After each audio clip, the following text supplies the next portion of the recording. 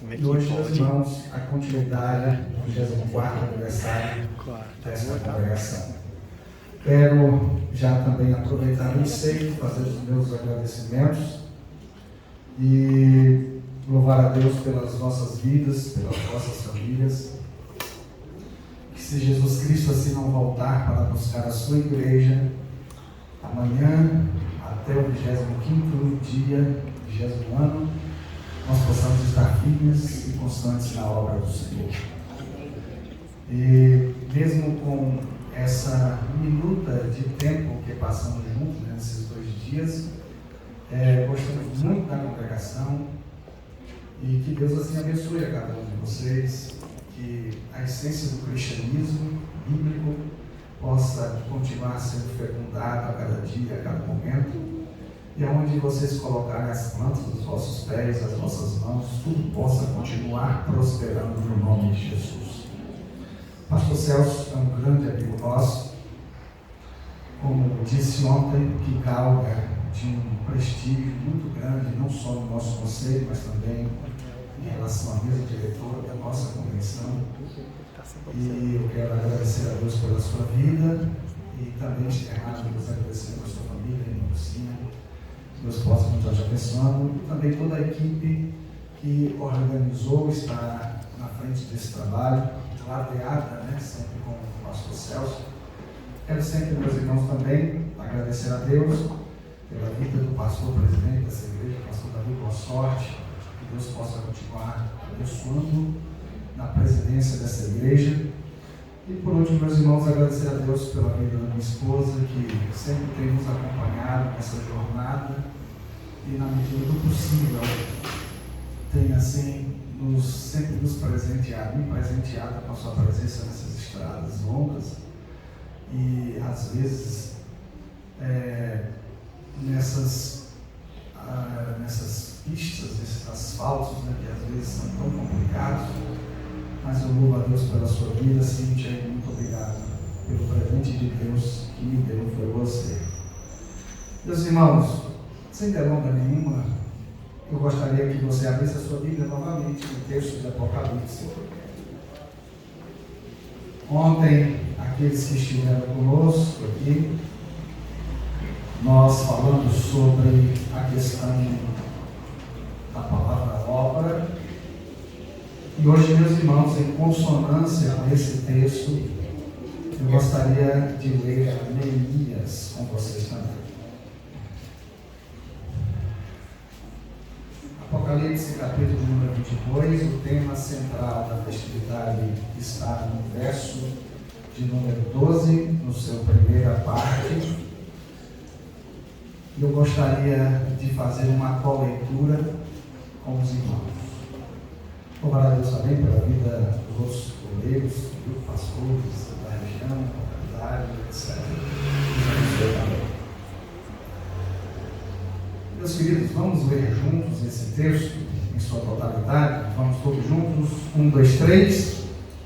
E eis que cedo venho, e o meu galardão está comigo, para dar a cada um segundo a sua obra. Abra sua Bíblia agora em Neemias. Deus tem uma palavra para nós aqui nessa noite. E eu gostaria, meus irmãos, de externar a vocês e que você preste muita atenção novamente na expressão da palavra obra e também na expressão eis que cedo vem. Eu gostaria de chamar a sua atenção para o texto de Neemias em seu capítulo de número 6, o versículo de número 2, ou melhor dizendo, vamos logo para o versículo de número 3, para ganharmos tempo. Neemias, capítulo 6, versículo de número 3, que nos diz assim a expressão: E enviou-lhes mensageiros a dizer: Estou fazendo uma grande obra, de modo que não poderei descer, porque cessaria esta obra enquanto eu deixasse que fosse ter convosco. Ainda em Neemias, em seu capítulo de número 2, eu gostaria de vos chamar a atenção novamente para um texto que está registrado em Neemias 2,6. E não esqueça os textos que nós estamos lendo e não feche a sua Bíblia. Neemias capítulo 2, versículo de número 6. Então o rei me disse, estando a rainha assentada junto a ele: quanto durará a tua viagem e quando voltarás?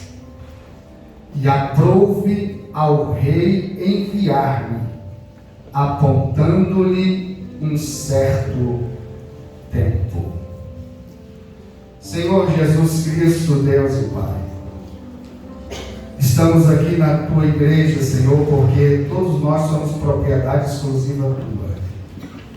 E nesta noite, meu Deus querido, neste momento de encerramento desta festividade, deste ato celebrativo, Senhor, de comemoração do 24º aniversário desta congregação, nós gostaríamos, meu Pai querido, que mais uma vez o Senhor pudesse continuar derramando a tua misericórdia. Que a tua graça, Senhor, ela possa continuar em nosso meio, e o teu Espírito ele possa ter liberdade para falar com os nossos corações. Deus, que nesta noite o teu Espírito possa resgatar, nos fazer, meu Pai querido, novamente retornar aquilo que o Senhor deseja para nós. Deus, e aquilo que o Senhor aguardou no meu coração, e aquilo que o Senhor falou ao meu coração, meu Pai querido, lá na cidade de Maraú, para que a gente pudesse falar para esta igreja, que o Senhor possa nos ajudar, porque sabemos das nossas imperfeições e sabemos das nossas limitações, mas sabemos também, meu Pai, que o Senhor é um Deus de misericórdia. Tu és um Deus que capacita, e independente de qualquer coisa, o Senhor é que dá sabedoria. Pai, no nome do Senhor Jesus Cristo, que se por um acaso tiver aqui uma alma, meu Pai, um aspecto perturbada, não, meu Pai querido, por uma questão espiritual, mas sim às vezes pelas motivações, os acontecimentos da vida, que o teu Espírito nessa noite possa acalmar, para que a tua palavra ela possa, meu Pai querido, adentrar ao nosso coração, aonde, meu Deus querido, a única coisa que nos transforma, nos muda, que nos encaminha, que nos guia, que é luz, é a tua palavra. Nada, meu Pai querido, nenhum tipo de oratória, homilia ou prédica, tudo isso é importante, Senhor, mas o poder está na tua palavra. O poder, meu Pai querido, a autoridade está na sua palavra, Senhor. E eu te peço nesta noite, meu Deus querido, no teu nome, fala conosco. Amém. Preste muita atenção. Quando nós estávamos orando, meus irmãos, eu tenho um gabinete, eu tenho um escritório em casa, e normalmente quando eu prego, vou pregar em uma festividade ou em qualquer lugar, mesmo na igreja que eu presido, vem ao meu coração preocupações. Essas preocupações, elas são inerentes à responsabilidade que evidentemente recai sobre o ombro daquele que prega, que fala, que administra a palavra. E essa preocupação, ela é cujo objetivo da responsabilidade, que evidentemente que recai sobre aquilo que transmite, aquele que é o orador, aquele que é o nevim, o profeta.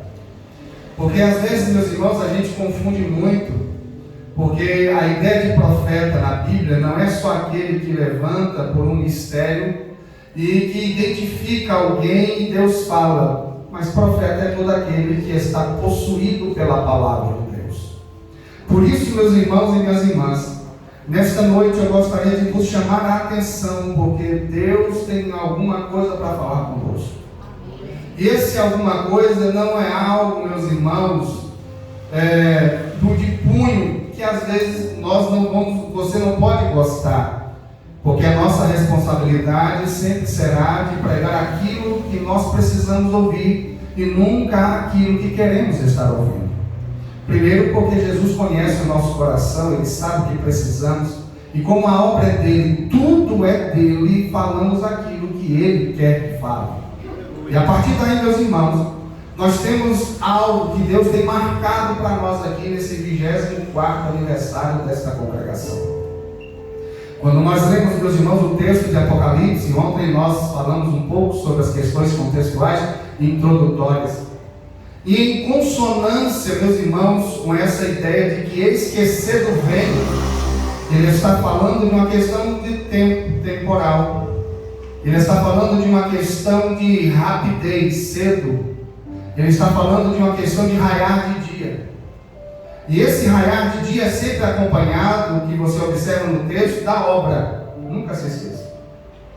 Quando nós olhamos, meus irmãos, em consonância com o Apocalipse para Neemias, nós estamos olhando, meus irmãos, um texto que é um dos textos mais difíceis da história de Israel. É um dos textos, meus irmãos, e Esdras e Neemias, eles compõem, evidentemente, no cânon judaico, um livro só. Porque a Bíblia Sagrada, ela tem alguns cânones, o cânon católico, o cânon protestante e o cânon judaico. E a Esdras e Neemias, eles são os mesmos na cultura judaica. E o período que eles estão vivendo, meus irmãos, é um período chamado de pós-exílio, pós-cativeiro. Todo judeu, todo escritor e também todo homem judeu na estrutura cultural de Israel, quando ouvia a expressão exílio, automaticamente as suas almas elas ficavam estremecidas. Porque Israel teve a oportunidade, evidentemente, de não passar pelo cativeiro. Porque tudo aquilo que Israel passou já foi predito, anunciado, profetizado pelo profeta Isaías. Isaías já estava dizendo tudo aquilo que iria acontecer. Deus já estava dizendo. Porque quando Deus quer apertar alguma coisa, quando Deus quer aplicar um remédio, Ele nunca aplica sem a pessoa saber o porquê, mas Ele sempre faz e aplica o remédio, anunciando justamente aquilo que precisa ser remedicado. E quando Deus já estava avisando a Isaías, profetizando Isaías, levando Isaías ele já estava profetizando justamente isso que iria acontecer no cativeiro. O profeta Jeremias, que é um pós-contemporâneo de Isaías, foi muito influenciado pelas profecias de Isaías. Jeremias ele tem uma influência muito grande nos ditos proféticos de Isaías. Jeremias, na verdade, é aquele profeta que vive o período pré-exílio e um pouco do período do exílio. E Deus ele disse para o povo de Israel que o remédio seria difícil. O remédio seria doloroso. E esse remédio seria inesquecível. Porque seria um remédio para resolver a situação.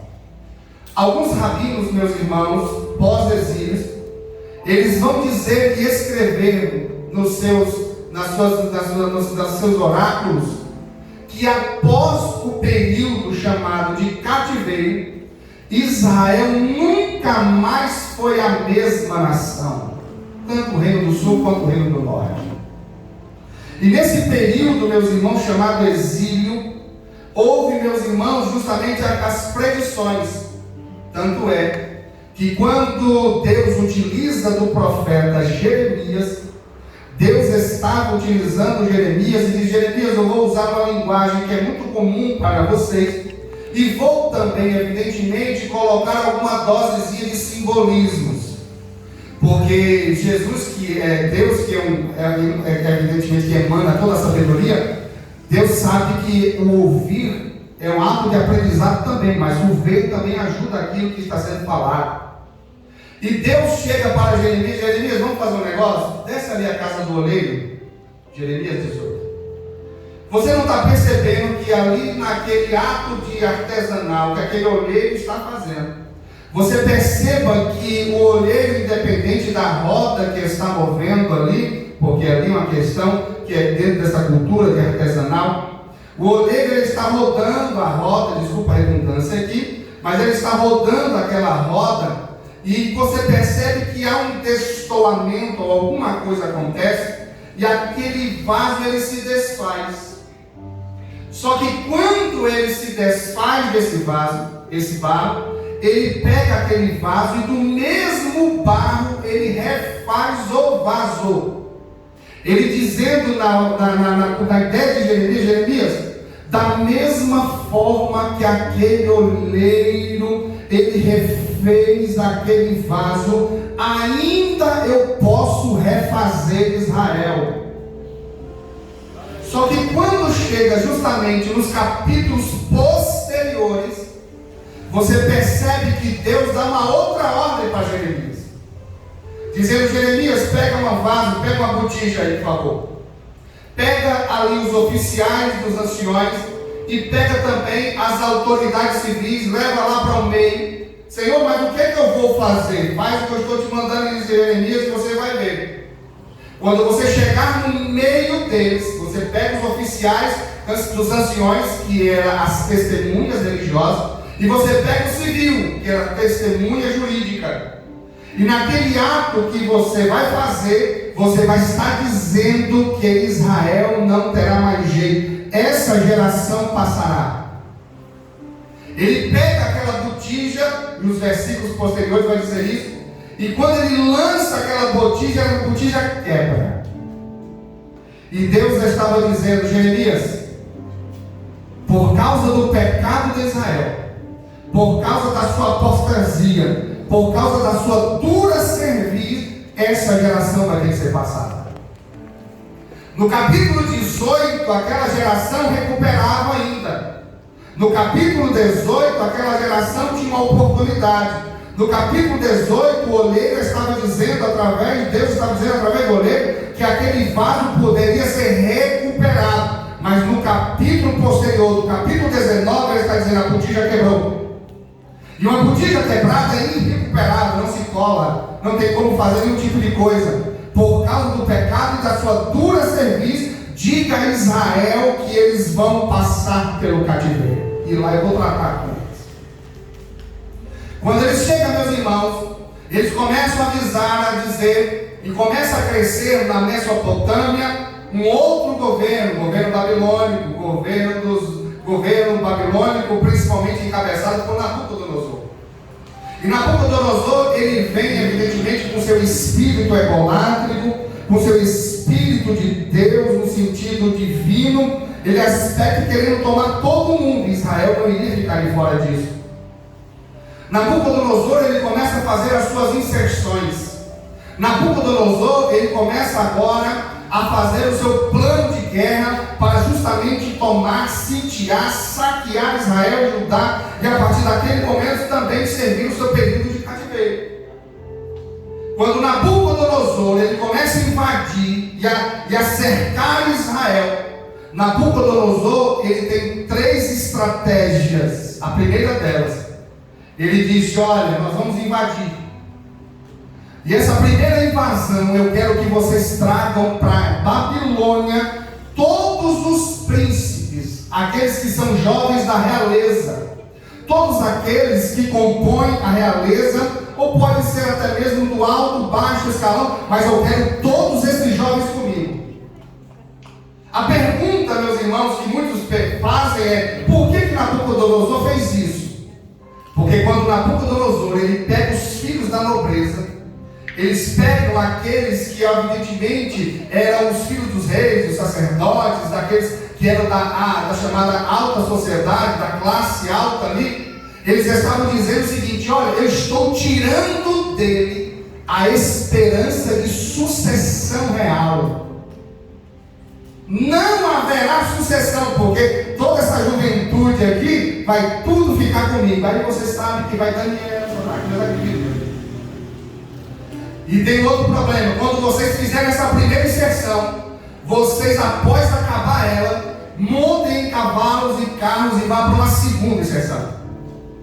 Essa segunda inserção, eu quero que vocês destruam toda a cidade, queimem justamente as questões que estão atreladas à questão dos muros, saqueiem o templo, derrubem o templo, para que eles percebam que não há mais Deus em Israel e eles não têm mais segurança.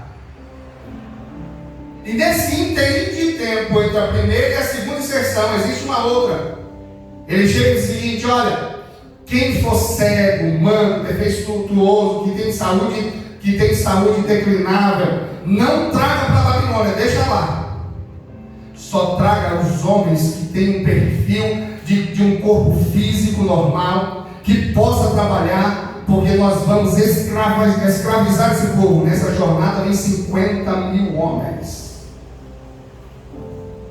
Israel agora estava sem cidade, porque tudo estava acabado. Israel agora estava com o templo destruído e saqueado, e além de tudo isso, os muros e as portas queimadas. E aqui, meu querido irmão, minha nobre querida irmã, com todo respeito, eu quero te dizer uma primeira verdade profética aqui para você. O inimigo, meus irmãos, enquanto nós estamos brincando de mundo gospel, enquanto nós estamos brincando de entretenimento, enquanto nós estamos brincando, meus irmãos, de evangelho, enquanto nós estamos brincando de cristianismo, o inimigo, ele não está brincando, ele está jogando para ganhar, tirar a nossa esperança e tirar tudo aquilo que nos sustenta. Enquanto nós estamos, meus irmãos, às vezes em dissessões, heresias, e às vezes, meus irmãos, com uma liturgia, quando eu falo nessa questão, no Brasil em si, uma liturgia mais voltada para o entretenimento, que às vezes perde a essência daquilo que tem que ser a essência do Cristo. O inimigo, ele joga pesado. O inimigo, meu querido irmão, ele quer destroçar, ele quer acabar e tirar tudo aquilo de nós, para que a gente não consiga se levantar mais. Só que tem um detalhe, meus irmãos. Em toda a crise de Israel, sempre tem um remanescente lá. Em toda a crise de Israel, seja ela mais profunda, mais fecunda, mais complexa, mais absoluta, Deus sempre tem um outro plano, porque o dono da história, a forma, meu irmão, está tudo na mão de Deus. Por isso, meus queridos irmãos, Spurgeon, John Maxwell, todos esses grandes homens de Deus, eles sempre estão nos alertando e falando, quando tem uma geração, e essa geração não se importa com a palavra, essa geração não se importa com Deus, essa geração não se importa com Cristo, essa geração precisa passar o mais rápido possível, porque os danos são gigantes para a geração futura. E quando, meus irmãos, Nabucodonosor, ele tem essa inserção, Nabucodonosor na sua cabeça, na sua estratégia de guerra, no seu movimento bélico, Nabucodonosor, meu querido irmão, ele diz: acabei com Israel. A sucessão real está toda aqui comigo, e nós vamos começar a ensiná-los e influenciá-los na filosofia e na cultura babilônica. E tem outra coisa, esses meninos que estão chegando aí, muda o nome deles, para que nem a sua etnia de identidades eles possam resgatar. Muda todos os nomes. Mas quem é cristão de verdade e tem Cristo na vida, pode até mudar o nome, mas aí o coração não muda. A cultura pode até massificar, mas a essência de Cristo sempre permanecerá no nosso coração e na nossa vida. Nós podemos estar nessa Babilônia, nós podemos estar nesse Egito que está por aí, mas nós sabemos quem nós somos, nós sabemos para onde vamos e nós sabemos quem é o nosso Deus e Senhor Jesus Cristo. E quando, meus irmãos, Nabucodonosor traz os jovens, ele tira a esperança de sucessão real e que a realeza volte. Quando ele derruba o templo e acaba com os muros, ele está tirando a esperança religiosa de segurança. E quando eles trazem os homens, eles trazem automaticamente a mão de obra para que possa se revoltar e resgatar. Aleluia. E nesse período, meus irmãos, Deus está trabalhando. Nesse período, enquanto Israel estava acabada, enquanto Israel não tinha esperança, enquanto Israel estava encarcerada, enquanto tudo em Judá e em Jerusalém estava acabado, o nosso Deus estava trabalhando. Ele estava trabalhando.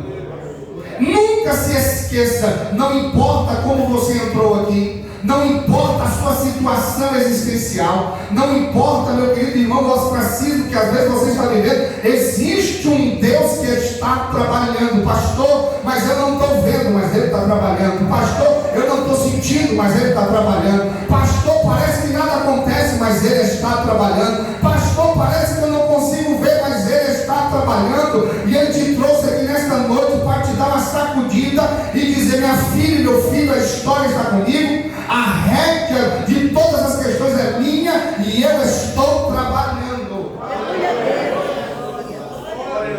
E quando, meus queridos e amados irmãos, nobres obreiros aqui, músicos, quando naquele exato momento, meus irmãos, Deus começa a levantar um outro império, império dos médios e dos persas.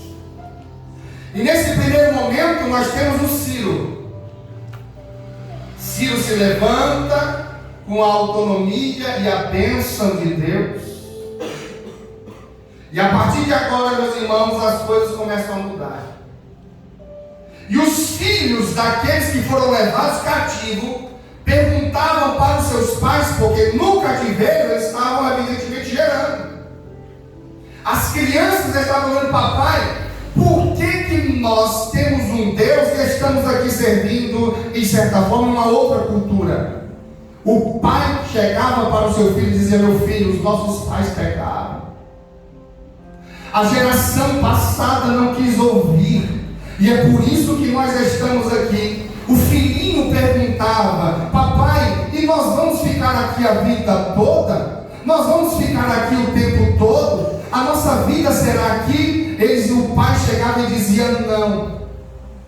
Existe um profeta chamado Jeremias, e ele disse que no prazo de 70 anos Deus iria tomar providência, meu filho. Meu filho, mesmo que no sentido social, mesmo que no sentido institucional, eles tenham tirado tudo de nós, mas eles não podem tirar a nossa esperança. A geração dos nossos pais pecaram. A geração dos nossos pais foram de dura serviço. A geração dos nossos pais não ouviram a palavra. A geração dos nossos pais quiseram fazer outras coisas. A geração dos nossos pais quiseram fazer uma política de acordo onde não poderia ser acordado. A geração dos nossos pais não queriam. E é por isso que nós estamos aqui colhendo aquilo que os nossos pais plantaram. Aquilo que nós estamos vivendo hoje é por causa deles, é por causa deles. Mas filho, fica tranquilo, porque nós vamos voltar para casa um dia. Nós vamos voltar porque o profeta ainda disse que em 70 anos nós iremos voltar. Aleluia. Meus irmãos, o cativeiro babilônico foi tão cruel, tão devastador, tão de forma minuciosa, que o salmista, quando ele foi salmodiar, celebrar o salmo de número 26, o salmista chega e diz assim: nós estamos como que somos. Nós estamos como nós, parece que nós estamos dormindo. Grandes coisas fez o Senhor por nós. Por isso nós estamos alegres, porque nós estamos voltando para casa. Nós estamos como que sonho. No sistema, meu irmão, da linguagem hebraica, ele estava dizendo: é impossível nós estarmos voltando para casa, é impossível nós estarmos retornando, mas o nosso Deus cumpriu com a sua palavra. O nosso Deus é fiel, o nosso Deus é fiel. E quando eles começam, meus irmãos, a fazer esse retorno, esse êxodo de retorno, ainda sobraram algumas pessoas.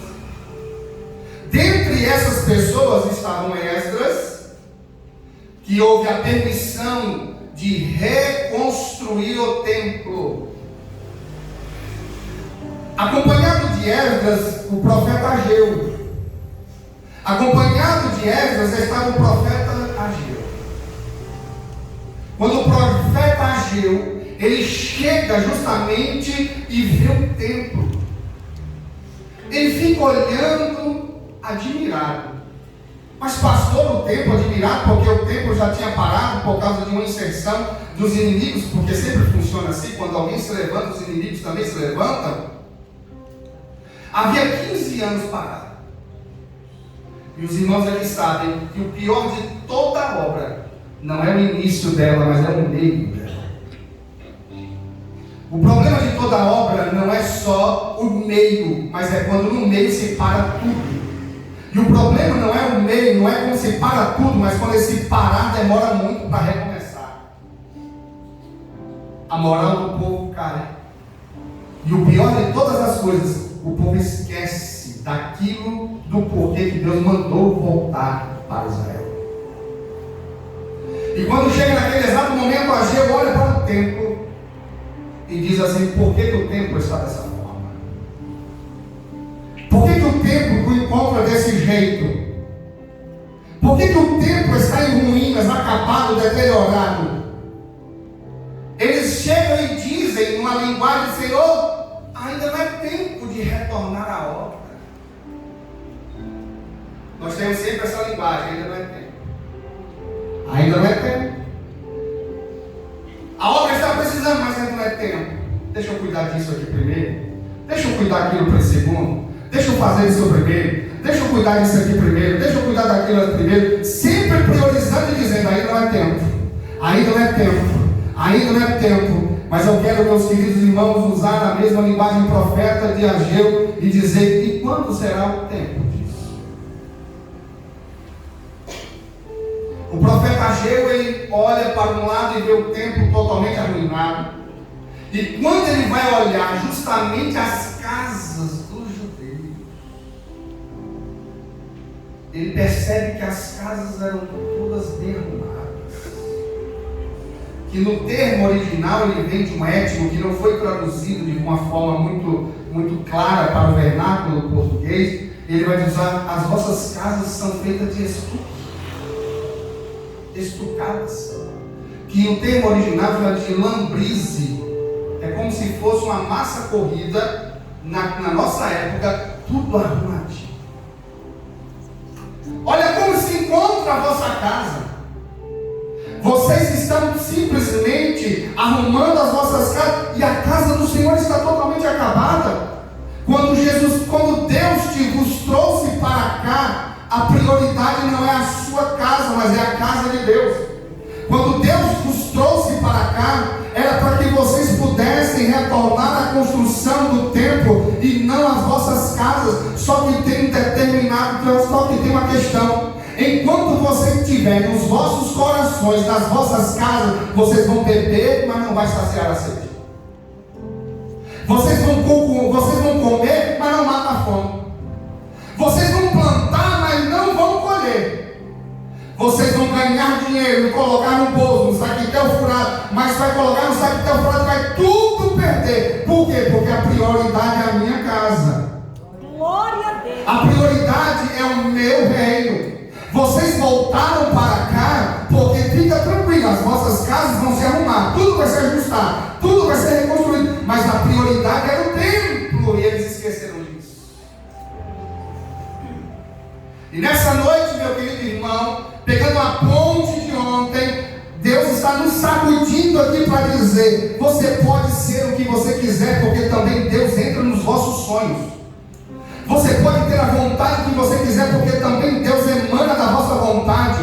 Mas nunca se esqueça que a prioridade é Ele.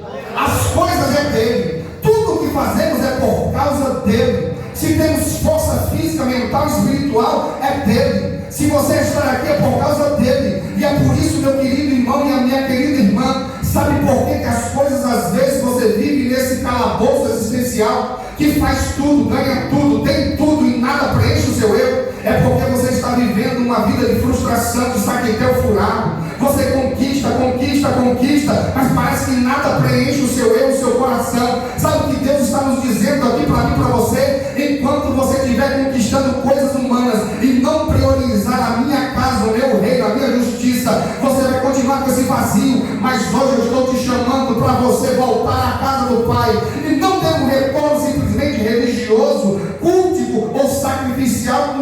funcional, mas eu estou te chamando para que você volte para casa e a partir de hoje priorize a minha obra, priorize aquilo que eu te chamei, priorize aquilo que eu te dei. Você acha, meu querido irmão, minha nobre querida irmã, que Deus colocou você numa faculdade boa, que Deus te deu inteligência, talento, que Deus te deu tanta coisa, que Deus te deu tantos objetos financeiros, foi justamente para você viver nas suas casas estucadas, fazendo justamente, juntando? Não, Deus te chamou para um objetivo, Deus te chamou para uma causa, Deus te chamou para um propósito, Deus te chamou para uma vocação, e Ele está nos sacudindo aqui para dizer para você e para mim, a prioridade é Ele.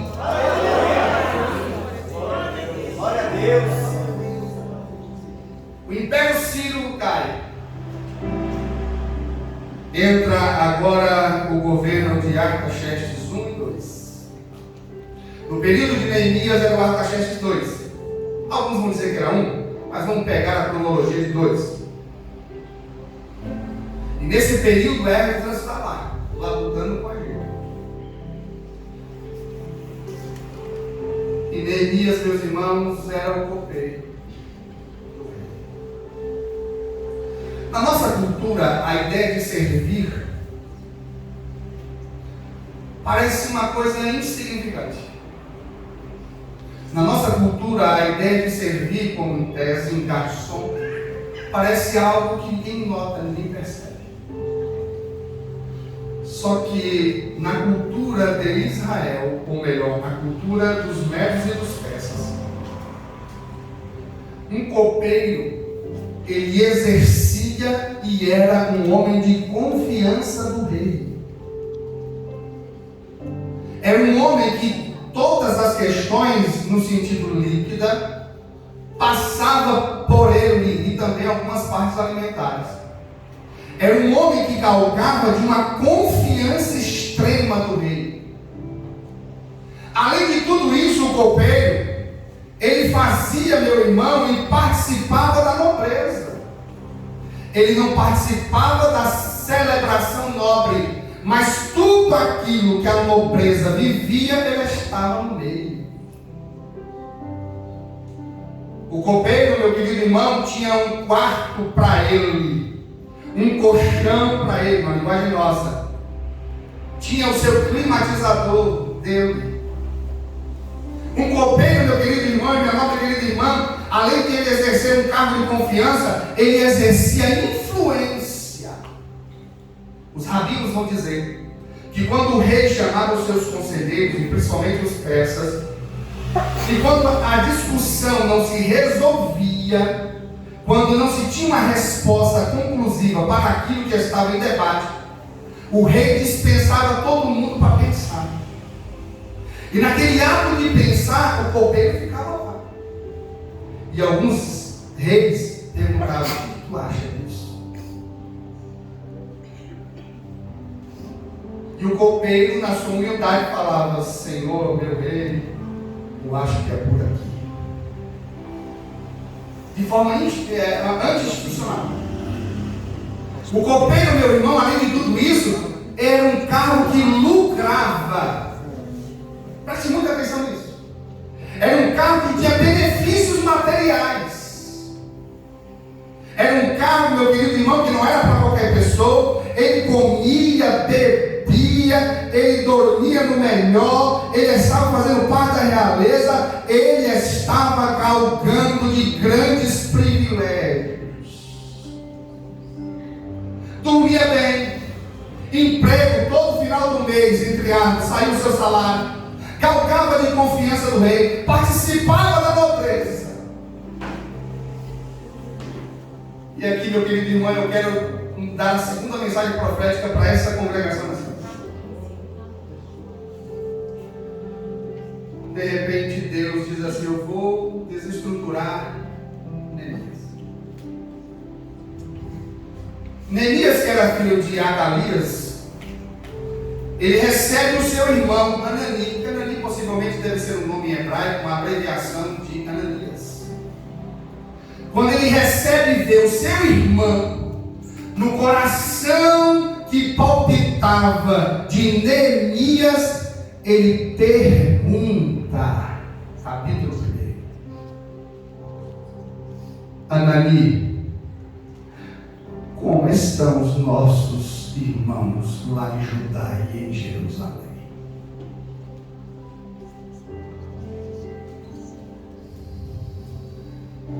Como é que se encontram os nossos irmãos lá? Como é que está o povo lá? Anani chega para ele e diz: meu irmão, eles estão em profunda miséria. Eles passam dificuldades que vocês não imaginam. E além de tudo isso, eles são desprezados. Eles são humilhados a todo momento. Alguns estudiosos vão dizer, meus irmãos, que alguns povos passavam por lá. Alguns estudiosos vão dizer que algumas nações, porque era muita peregrinação de um lado para o outro, eles olhavam assim, mas aqui não era Jerusalém? Ali não era Judá? Ali não era o templo? O que é que aquelas pedras acabadas ali estão? Mas me parece que esse povo daí saiu de uma terra do Egito e professa por aí uma mensagem que o Deus dele tirou da mão forte do Egito. E agora eles estão assim, acabados, arruinados. Eles eram desprezados a todo momento e a todos os instantes. E a história, meus irmãos, ela diz o seguinte, que Anani, passando o relatório por causa da pergunta de Neemias, ele vai dizer o seguinte: olha outra coisa, Neemias, o muro está destruído, as portas foram queimadas, nós não temos segurança nenhuma mais.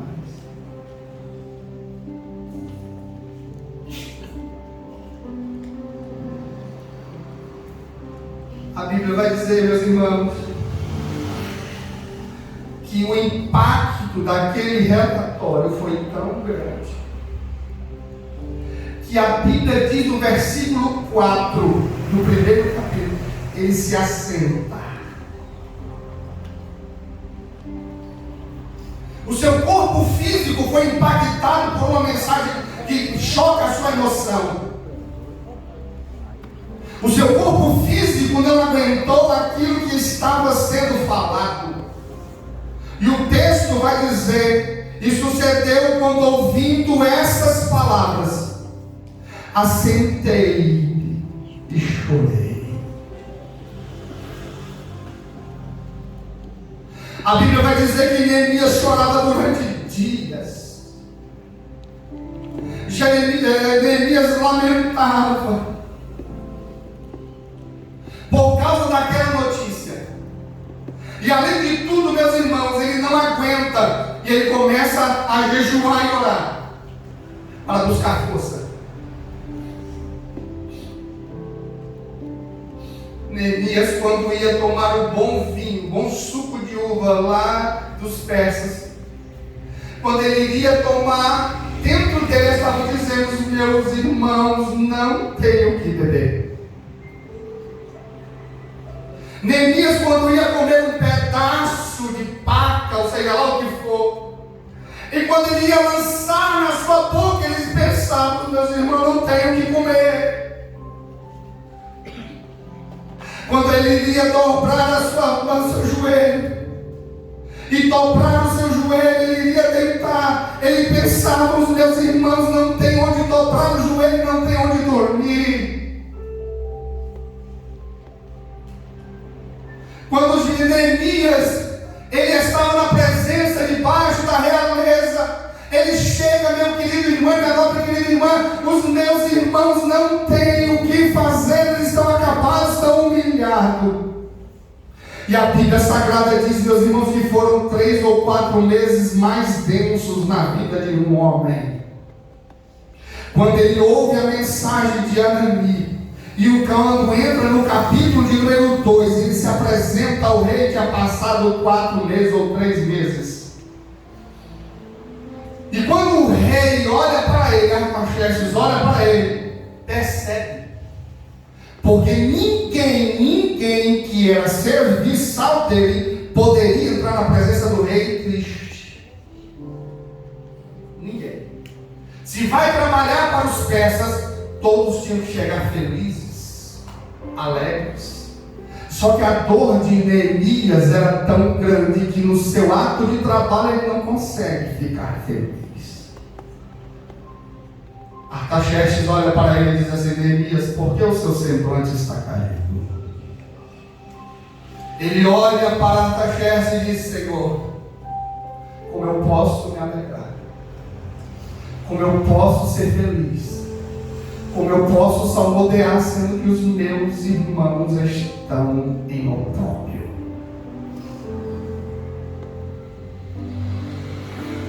Mas por que Neemias ele sente isso? Por que Neemias tem essa dor que não é passageira? Não é um impacto emocional de um culto que às vezes só sentimos algo e quando passamos dessa porta tudo se esvai-se. Não é um sentimento momentâneo, circunstancial, que se cala e que se esvai-se da noite para o dia, mas era algo que estava brotado dentro dele e ninguém conseguia tirar isso dele. Mas Neemias comia bem, vivia bem, estava bem, mas só que alguma coisa estava dentro de Neemias pelos seus irmãos que estavam passando alguma coisa. Eu quero dizer para vocês, meus queridos irmãos, e para mim: cristianismo bíblico, vida espiritual sadia, nós precisamos sentir algo pelos nossos irmãos que não têm nada. Existem nações que não têm o que comer. Eu não quero falar aqui de comer material. Não é isso aqui. Existem nações que estão desprezadas. Existem lugarejos nesta Bahia, meu querido irmão e minha nobre querida irmã, que todos eles estão com fome da palavra. Existem, meus queridos irmãos, lugares que as pessoas não têm o que beber da água da vida, mas nós estamos nas nossas bolhas cristãs, nós estamos nas nossas bolhas reais. Nós estamos, meus queridos irmãos, comendo do bom e do melhor, assessorado por grandes homens de Deus, por um louvor extremamente profissional, de extrema qualidade. Nós estamos comendo, bebendo, nós estamos curtindo, nós estamos em trânsito de um templo, mas existem os nossos irmãos que estão em opróbrio, existem os nossos irmãos que estão desprezados, existem os nossos irmãos que estão passando dificuldade. Existem irmãos nossos que estão passando por dificuldade. Existem irmãos nossos que estão sendo humilhados porque não tem ninguém para levar a palavra. E sabe o que eu quero te dizer para vocês, para nós nessa noite? Que tudo que Deus te deu não foi para você ficar ilhado na sua bolha existencial cristã. Se Deus te deu um talento, não foi para você ficar no seu palácio, não foi para você ficar no seu ostracismo, não foi para você ficar na sua concha. Deus vai requerer da tua obra, Deus vai requerer tudo aquilo que Ele te deu, Deus vai requerer aquilo que Ele te colocou, porque aquilo que Ele te deu, aquilo que Ele te colocou, aonde você está, não é para você ficar na sua bolha, mas é para quando você sentir a presença da notícia de Anani, é você ter sentimento a alguém precisando de você. Alguém precisando de você. Alguém precisando de você. Alguém precisando de você. Hoje Jesus Cristo quer furar a nossa bolha. Hoje Jesus Cristo quer que nós venhamos derrubar as muralhas que nos cercam, no nosso cercadinho gospel, no nosso cercadinho institucional, no nosso cercadinho de vida, no nosso cercadinho congregacional, e dizer: há irmãos nossos em Judá e em Jerusalém passando fome. Alguém passando fome. Alguém passando fome. Alguém desprezado, precisando de você para que você possa fazer alguma coisa, não no sentido material, mas no sentido espiritual. Pastor, por que a pressa? Eis que veio sem.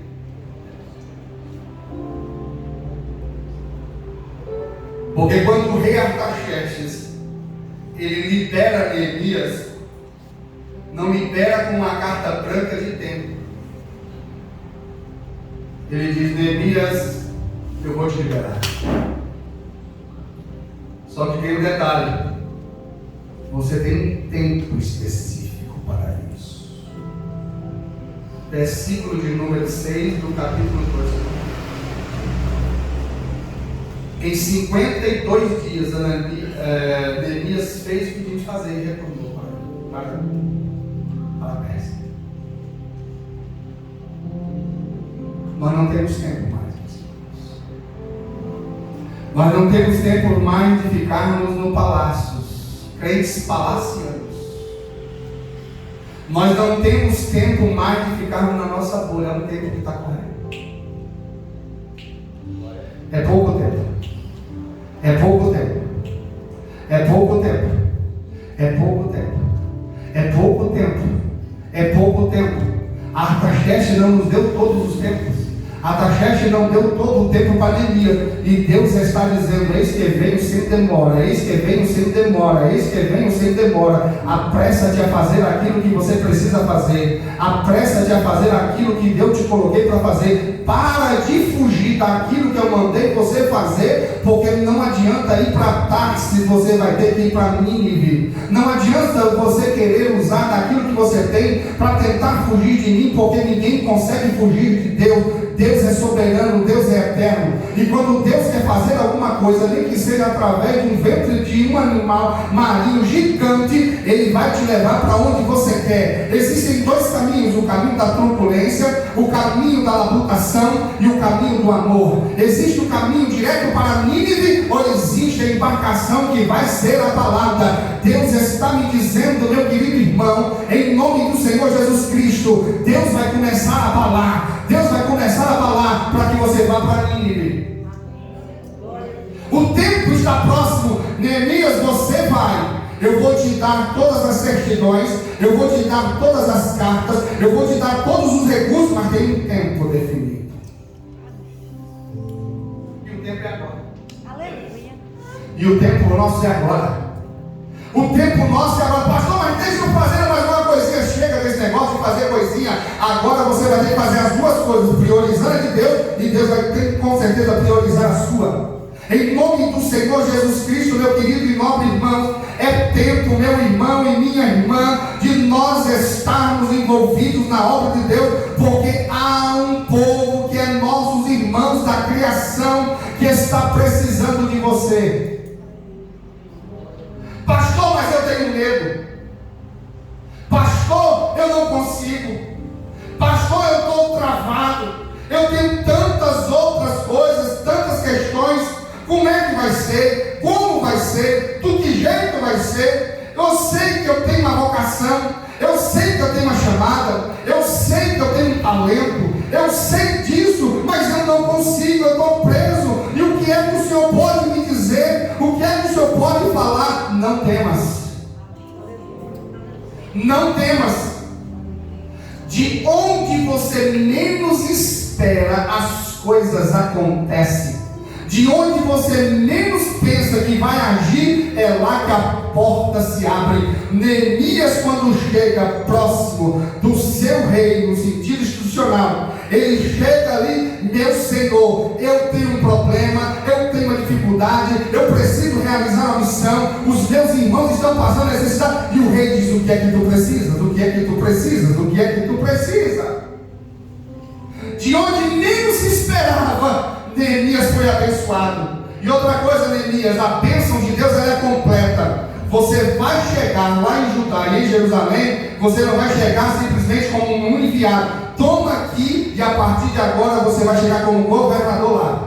E outra coisa, você vai precisar também, e eu sei que você vai me pedir isso, você vai precisar também de algumas cartas de segurança, mas você pode ficar tranquilo que ninguém tocará em você. Além de você chegar lá como meu embaixador, governador, ninguém toca em você, ninguém mexe com você, porque você está sob a proteção real. E outra coisa, o que você precisar de madeira, o que você for, pode passar lá no madeireiro e a conta já está paga. Aleluia. noite, meus irmãos. Deus da providência, aleluia.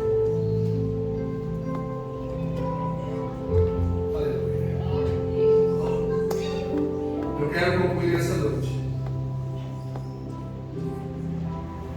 A Bíblia Sagrada vai dizer que Neemias, meus irmãos, de posse de todas aquelas bênçãos recebidas, ele chega no capítulo de número 2, no versículo 8.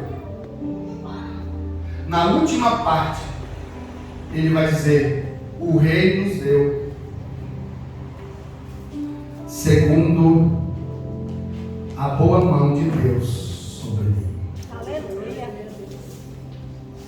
A mão de Deus está estendida sobre essa igreja. Aleluia. Em consonância com isso, no capítulo de número 7, no versículo de número 6, ele chega e diz assim: estes são os filhos da província. Capítulo 7 de Esdras 7, versículo de número 6. Olha o que Esdras fala. Parece que os dois estão juntos, apesar de ser contemporâneo. Esdras 6, 7 vai dizer: deixai-os a esta obra da casa de Deus, para que o governador dos judeus e os judeus edifiquem esta casa e Deus no seu lugar. Quando ele vai para justamente Esdras 7, 6, olha só o que a Bíblia diz: e Esdras subiu da Babilônia e era escriba hábil da lei de Moisés, dada pelo Senhor, Deus de Israel, e segundo a mão do Senhor, seu Deus, estava sobre ele. Todas as desculpas que você possa dar, a única resposta que Deus pode te dar nessa noite é: a minha mão está sobre você. Se a minha mão está sobre você, significa que você pode tudo. Significa que toda autoridade está sobre você. Todo o poder emana de Cristo Jesus. Não temas, não temas. Há irmãos nossos em Judá e em Jerusalém passando fome, e nós precisamos sair do nosso cristianismo palaciano. E não só, meu irmão, saímos desse cristianismo palaciano, mas nós precisamos fazer alguma coisa, e Deus conta com você. Por que, pastor? Porque Ele está vindo. Jesus Cristo já está voltando. A obra de Deus já está fechando a conta. Tudo vai estar fechando. Tudo já. E nós temos pouco tempo. Nós temos pouco tempo. Nós temos pouco tempo. Em nome do Senhor Jesus Cristo, falo para aqueles meus irmãos que entendeu que o cristianismo que nós vivemos, meus irmãos, no Brasil, não deve ser esse cristianismo aonde a gente vê os nossos irmãos de Judá e Jerusalém sofrendo, passando desprezo e nada acontece. Não existe lágrimas, não existe choro, não existe absolutamente nada. Fazemos culto de missão de um lado e de outro, falando e falando, mas não gera sentimento. Jesus Cristo está nos chacoalhando aqui nessa noite para dizer: a minha obra tem que ter sentimento por aquele que está em opróbrio. A minha obra tem aquele que tem um sentimento. Cristianismo materialista, cristianismo no sentido de revanchismo, cristianismo, meu querido irmão, simplesmente de prosperidade material, não passa de um cristianismo de lixo. Mas o cristianismo bíblico, meu querido irmão, é quando nós estamos movidos pelo Espírito Santo de Deus. Não importa o que eu tenho, não importa o que eu possuo, não importa o que eu sou, não importa o que eu possa conquistar, mas a minha prioridade está no reino de Deus, a sua justiça e a sua glória e o seu poder. Pastor, mas abrir mão dessas coisas, às vezes colocar em segundo plano, é muito difícil. Mas fica tranquilo, porque a mão do Senhor estará sobre você, a mão de Cristo estará sobre a sua vida. Fica tranquilo, confia nele, Ele vai fazer a obra, Ele vai abrir a porta. Sabe por quê, meu querido irmão, minha querida irmã? As coisas às vezes estão travadas para você. Sabe por que às vezes as coisas estão dificultadas, você com dificuldade, e você está nessa questão existencial e espiritual? É porque Deus está te ensinando que tudo é com Ele, é para Ele. Deus está cobrando o que você tem. Você foi chamado lá no palácio, como Neemias foi, para ser copeiro. É uma questão